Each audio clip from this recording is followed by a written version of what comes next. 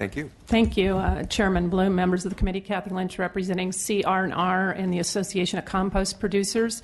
And again, we've just seen this proposal as well. We do at minimum support the governor's proposal for the $30 million in the waste sector for CalRecycle to deal with organics.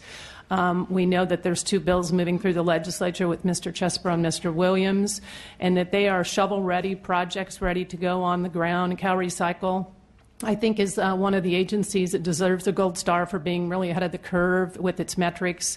And so I guess one of the hesitations we might have is getting lumped into a big pot of money could be problematic from the organic sector, and a time delay in getting these projects out. We think that the good part of your discussion could be that you really could expand this program, as others have said, because, again, there are a lot of good programs here.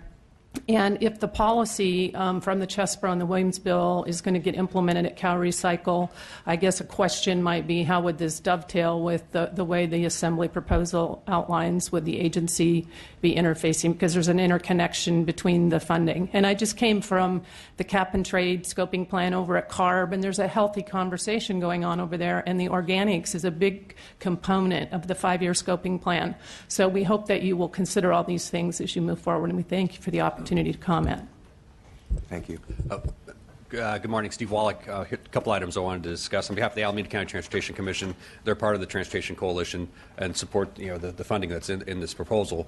They do want to stress the need to incorporate local and regional entities in the project selection and prioritization process. On behalf of the Center for Transportation and the Environment, we also associate with comments on the Charge Ahead program, and particularly the funding and the need for the research and development for commercialization of zero-emission buses. Thanks. Thank you. Mr. Chairman, members, Mark Murray with the Environmental Group Californians Against Waste. In the spirit of brevity, let me be less polite than my colleagues and more direct and simply say that with regard to the CalRecycle allocation in the governor's budget of $30 million, CalRecycle is literally ready to start allocating those funds in July to literally shovel-ready projects, literally buying shovels and moving the organic fraction from the landfill into composting and into recycling types of programs. And that's going to, not only are those programs going to be implemented in the first year, funded in the first year, but implemented in the first year. So we think it would be a mistake to put a second bureaucratic step in that process. I'm sure that the Strategic Growth Council is a wonderful entity. I'd never even heard of them before today, but CalRecycle is ready to go with their allocation of $30 million, and we think it would be short-sighted to complicate that process. Thanks. Good morning, Chair. Paul Mason with Pacific Forest Trust.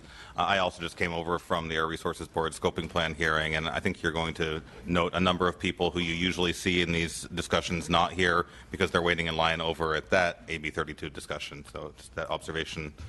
I guess at a higher level, we were one of the many organizations that supported Speaker Perez's bill AB 1532 in 2012 that laid out a process for figuring out how to proceed with investing these auction proceeds.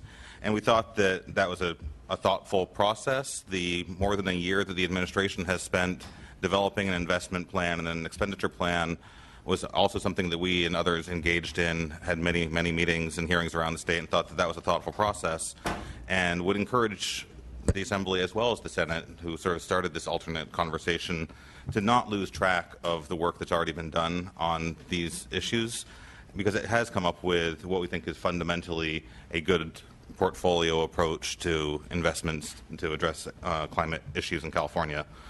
At a more specific level, let's echo something more specifically that my colleague Chuck Mills said, and that's that for forest conservation, that's probably not best handled at the local level. That's something that I think that at a statewide level we would want to look at where our best opportunities are for getting multiple benefits for water quality, for wildlife, for water supply, and for carbon sequestration, and implementing those through a statewide entity rather than necessarily running down to the Strategic Growth Council and back. So that's a more detailed level thing to keep in mind as this discussion proceeds in the coming weeks. Thanks. Mr. Chair, Noé Paramo, California Rural Legal Assistance Foundation, and we're here in support of funding for disadvantaged communities. And in regards to shovel-ready projects in the disadvantaged communities, some are not ready to be shovel-ready. So taking into account that getting them to that point to be shovel-ready is important. And also in terms of the Cal Environmental Screen supported development as it identifies disadvantaged communities. Thank you very much. Yes, Mr. Chair, members, Roxanne Miller representing the Mayor, City Council, City of San Jose. Here today certainly to support a cap and trade proposal that will be ongoing and start to really provide adequate funding for what we know and what we have been doing, our track record at the local level. We do want to point out that our concern is not only housing, but it's transit, it's transportation, it's a long list. As the Assembly member spoke a little while ago, that all can pay big dividends in meeting our objectives. We'd also like some discussion already with regard to the Bay Area. We are very concerned about the Environ Screen and the methodology, the means. Perhaps there needs to be clearly further discussion on that. We are a community that builds more affordable housing than any other jurisdiction. I think at least that was our record pre-redevelopment dissolution. So we, and transportation, whether it's complete streets, whether it's transit, our effort in Santa Clara County to finish the final link for BART in the Bay Area is tremendous. So we are looking for the opportunity to continue those good efforts. We are concerned, however, about the definition of disadvantaged and continuing to be a major player in this field. And lastly, we want to ensure that whoever has the responsibility vested with this huge undertaking, that they can deliver. And we know that we've worked extensively with our regional COGS, and so we want to be part of that discussion, and we appreciate your deliberations today. Thank you. Thank you. I think I'll allow Mr. Griffith to respond to the couple of questions that came up about Cal Recycle and then the Strategic Growth Council and how it would work with local agencies and entities, and if I missed anything. Thank you, Mr. Chair. Christian Griffith with the Assembly Budget Committee. I have three things I tracked. One was regarding the Cal Recycle. The intent of the proposal, the administration makes several earmarks of cap and trade money for different departments for various programmatic purposes, and the intent of this proposal is to aggregate those and have a competitive process. The point about the extra bureaucratic steps given the shovel-ready projects is well taken and something that obviously needs more thought as this moves through to the conference process. The Strategic Growth Council would then have to create a process that was competitive, that would have some parity between the locals and the state process. And I think one of the ways to think about this is that maybe instead of the state process having to go through extra rings to match the locals, perhaps the locals don't have to go through as many rings, and it can be something that makes sense for both that's not as difficult. The one comment was made about the SB 535 disadvantaged communities investment. The Assembly plan has more investment in disadvantaged communities than the governor's proposal. The governor's proposal, the Assembly plan requires 25% of the statewide pot be used for disadvantaged communities as defined by the Strategic Growth Council, and 50% of the funds at the local for the Sustainable Communities Program go to disadvantaged communities as defined by regions.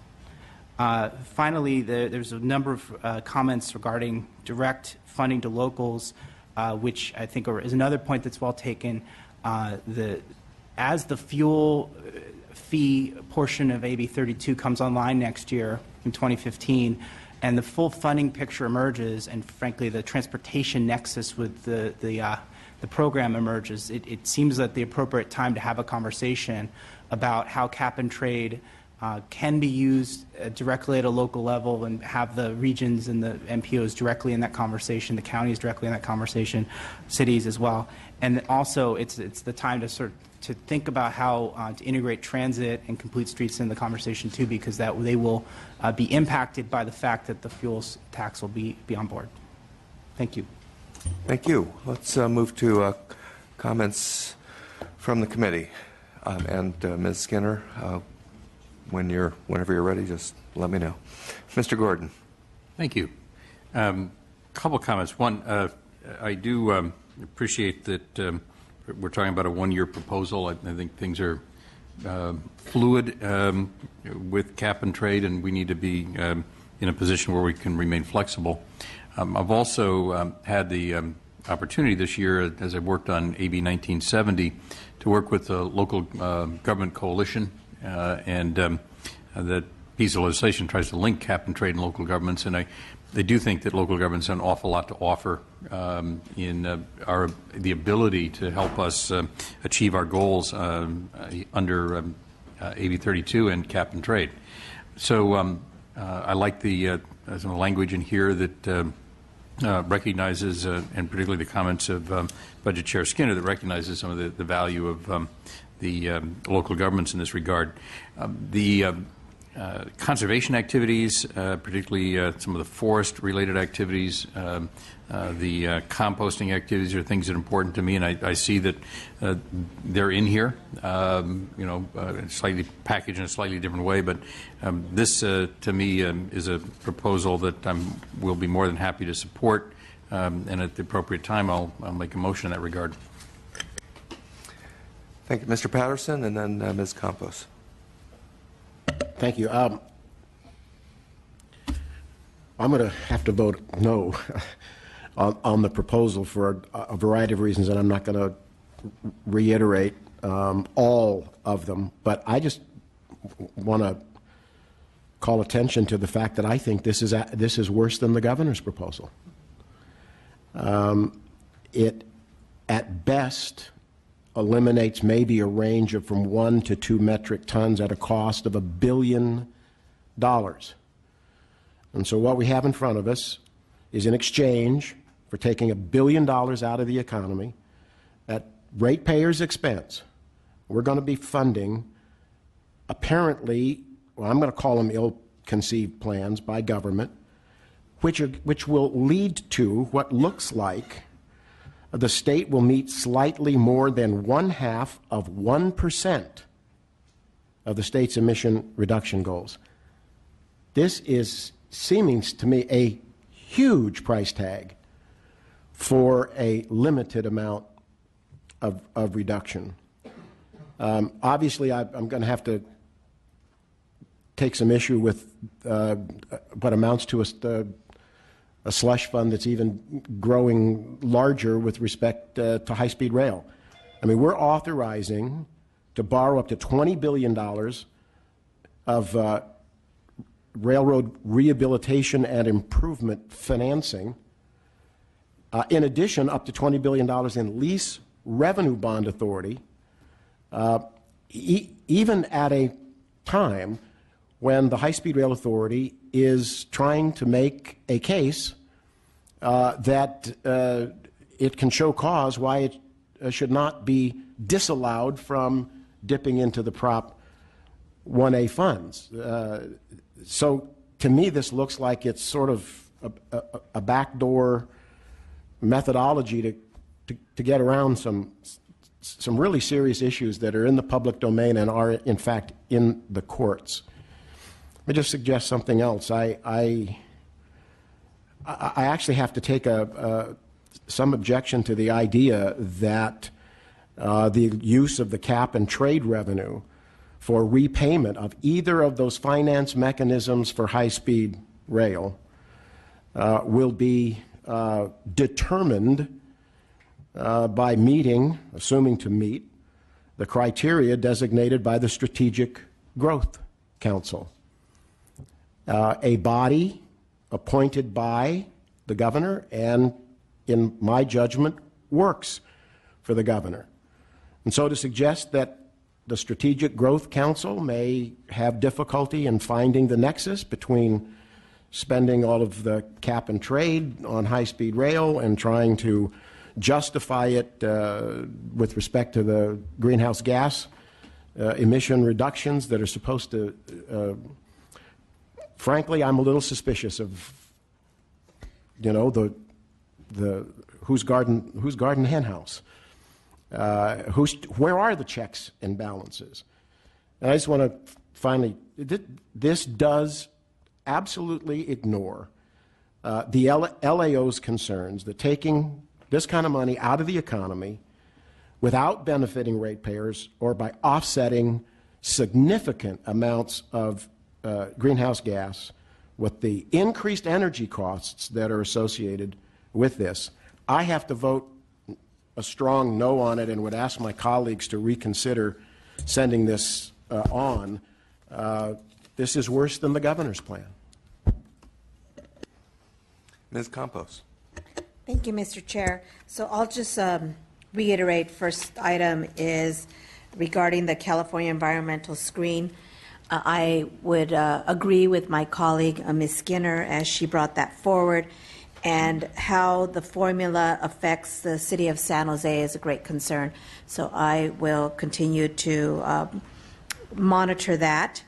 And the other item that I have been very vocal about is the urban forestry and how it affects local communities and how much money is going to communities that are poor in resources or disadvantaged communities, whichever title you'd like to use. But that continues to be an issue for me, and I'll continue to bring that up because as we continue to look at the air quality in communities, it is important that we make sure that all communities have the same quality of life across California. Thank you. Ms. Skinner. Thank you, Mr. Chair. I could have a lot of comment, Mr. Patterson, on some of what you raised, and but I would just say that we actually may achieve a much higher metric ton reduction through expenditures of cap and trade monies through a plan such as this than through what the governor proposed, primarily because with the, as much as some folks testified there may be projects ready to go, the state projects that the governor has listed were not yet put through any kind of rigorous analysis as to their GHG reduction per either dollars spent or what, you know, what have you. I mean, and what the staff's proposal is trying to do, as I mentioned before, is to not exclude the projects within the state bucket that the governor proposed, but rather make sure that before the money goes out the door, they had that kind of rigorous evaluation. Now, I raised it in my first comments, and other folks who testified did raise the concern as to whether the Strategic Growth Council was the appropriate entity, and I think that is we do have to look at that more, because we don't want to have, through our effort to be more rigorous, necessarily put up, you know, make it take a very, very long time, you know, or create obstacles, or have to boost up an entity that may not yet have the capacity. So I think it is legitimate for us to look at what existing offices, entities, or whatever may have this capacity now that we may, you know, that may have this function for us. Now, on the pot that the staff has proposed, now called Sustainable Communities Grants, as is mentioned in the text, it says that this allocation, the $400 million, would be through a variety of approaches as inspired by Local 375 plans. And I raised that specifically because I think what we heard from public comment, and certainly from some of the comment in the dais, including mine, is that we don't want to see that expansion be solely and only for a very narrow interpretation of 375, which might then exclude certain GHG reduction activities in a local area that might involve, say, waste practices, or might involve building practices, or might involve. So in other words, much of the strategic, or rather much of the 375 plans have focused on strategic growth, which definitely has a very clear role to play in our reduction of GHG activities, but on the local level is certainly not the only. So it's why I liked the expansion, and I liked the staff's reference to additional activities. But I would raise that perhaps, as someone else mentioned, that perhaps the environmental mitigation needs a bit more qualifiers on it, and there may be some other, and this, of course, the examples listed in our text here is certainly illustrative and not exclusive.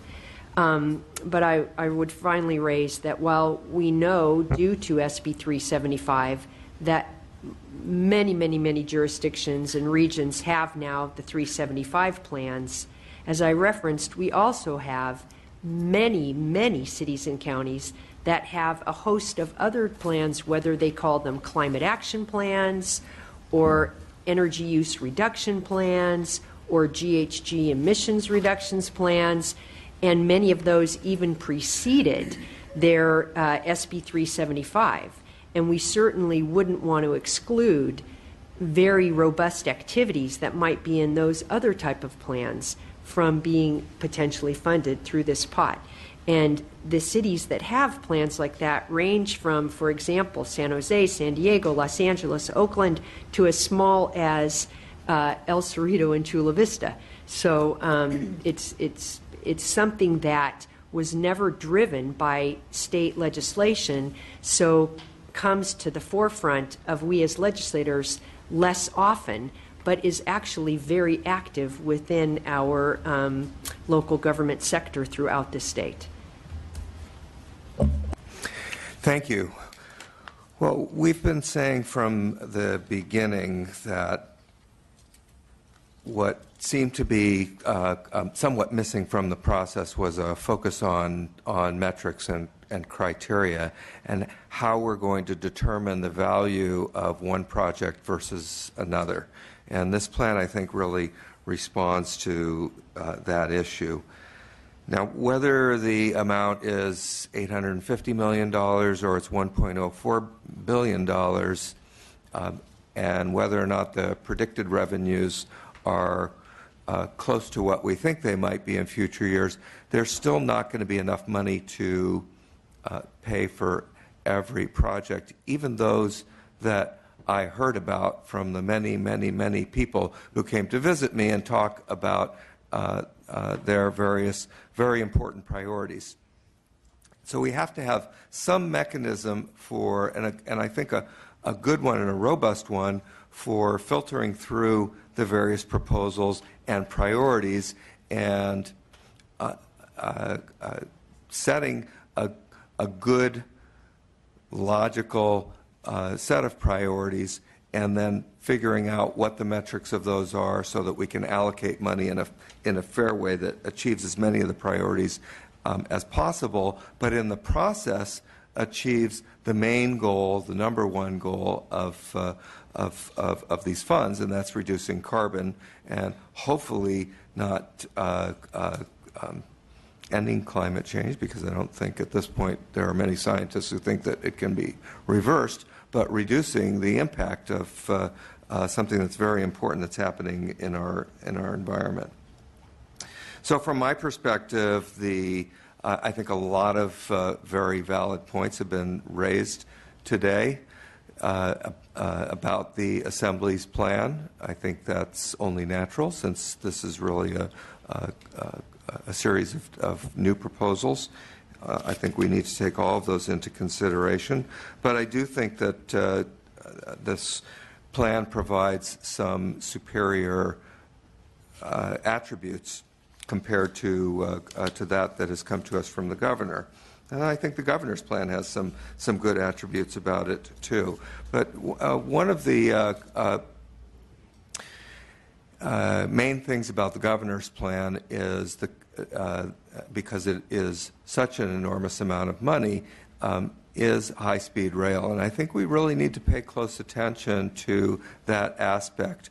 The governor's proposal allocates $250 million this year, and then a third of the money going forward. And it's a third of an indeterminate amount of money for a project that will likely cost more than that amount of money, but we really don't know what that third means. The Assembly's proposal sets up a paradigm by which money can be drawn down as needed up to the $40 billion amount that's proposed. And from my perspective, that makes more sense than just allocating an indeterminate amount of money going forward. With that said, if there are no further comments, we'll entertain a motion. I would move the staff recommendation to adopt the Assembly Cap and Trade Plan.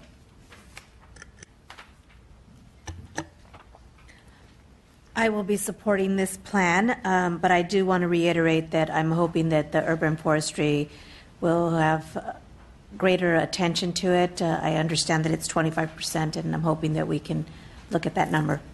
So I second. Thank you. And with that, we'll move to a vote. Bloom? Aye. Campos? Aye. Gordon? Aye. Logue? Patterson? We're going to return now, before we adjourn, to issue number 7 on the vote only. Was it issue 7? 6. Yeah, 6 on the vote only calendar. That's the Fresno Proposition 42 maintenance of effort that we deferred earlier. Welcome. You wanted to speak to this issue? Mr. Chairman, if I may, very briefly, I know it's lunchtime. I just want to thank everyone for being open to this. Fresno County is one of... For a second, if you could keep your voices down and keep the conversations, actually, if you could take the conversations outside, we'd appreciate it. Fresno County is one of 9 counties that's been providing health care to undocumented persons in California. Of those 9 counties, 8 counties have county hospitals, so Fresno is the only one that doesn't. Financing in 1415 is a little trickier for Fresno County than perhaps for the others. We have an admittedly unique way to try to help with the cash flow in 1415, and I just want to say thanks again to the members of the subcommittee for being open to this and letting us at least move it forward a little bit. So other folks want to say hi. Kiana Bess on behalf of the California State Association of Counties in support of this request. Thank you. Anthony Wright, Executive Director of Health Access California. This is not normally my subcommittee, but we're here. Good to see you here anyway. What? It's good to see you here anyway. Thank you. We're admittedly not experts on transportation, but to the extent that this provides the flexibility that Fresno says it needs to continue providing care to the remaining uninsured, including the undocumented in Fresno, we're very supportive. Thank you. Yes, Mr. Patterson. It's obviously his hometown, backyard. I, too, want to thank the committee and the chairman for taking this up and bringing it forward. I know it is unusual and a matter of some obvious concern. The county is in a really serious bind. It really does need this kind of help. And so I would like to ask this committee to pass it, move it forward. The county needs the help. There simply is no more pockets of money hidden around corners anywhere. Our region has been particularly and seriously hurt with the recession and, quite frankly, the growth of those in covered California. All of that has brought this terrible crunch. And I appreciate very much that it's here and would like to make the motion that it pass. Mr. Gordon?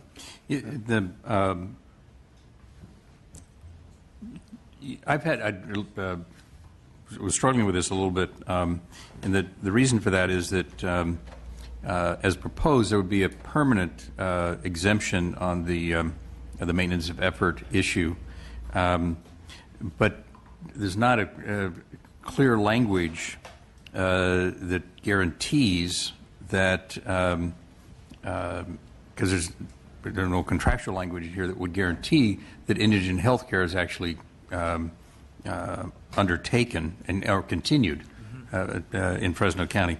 I would be more comfortable with doing this as a 5-year sunset to to say that rather than a permanent exemption, we continue a 5-year exemption that would allow a future legislature to take a look at what Fresno County has been able to do in terms of providing the indigent medical care.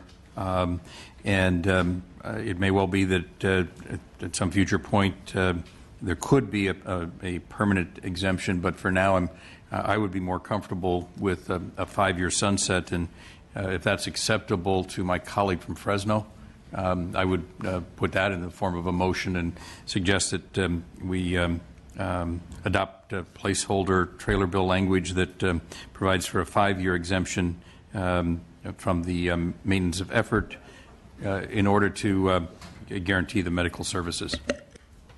Thank you. I'd just like to defer to the representatives from Fresno County. I do think there is some merit in the kind of oversight necessary, but I don't think it's going to get any better in 5 years, and I think forgiveness would be a whole lot better approach. At least we will have Fresno County board members who will sleep better at night. This is a real serious matter, and I want to support whatever will get through the committee and onto the floor for the relief that's been requested. If I could, through the chair, Mr. Gore, I think the suggestion is well intentioned, and I have had a chance to confer briefly with the county, and appreciate Mr. Patterson's remarks. And again, if that's what takes us, if that's what we need to do to keep the program, the existing services going in 14, 15, and beyond, that's fine. It's fine. All right. Well, if that works for everybody, Mr. Patterson, would you like to amend your motion to include that? Just for one quick, can we just verbally test the whole notion of whether to forgive or whether to put? I don't want to necessarily make substitute motions or get into any of that, but just give me a sense around here. I'm willing to support the sunset if, in fact, it is the only way that we can get some help. If there's other sentiment here, I'd like to know that as well. Well, I will support the sunset. The sunset? And I would go either way on this. So 2-2. Didn't help. So there's. It has helped. I'll defer to Mr. Gordon. You can make the motion, and I'll second it. Okay. So the motion would be provide the exemption for a 5-year sun period, contingent on the provision of medical services. That's a motion and a second. And let's vote. Bloom. Aye. Campos. Aye. Gordon. Aye. Logue. Patterson. Thank you. It's 4-0. That's out. All right. That concludes our meeting. I think we've got everybody's votes in now. Or Ms. Campos, did you want to add? Already did? Great. Then we will be adjourned. Thank you all.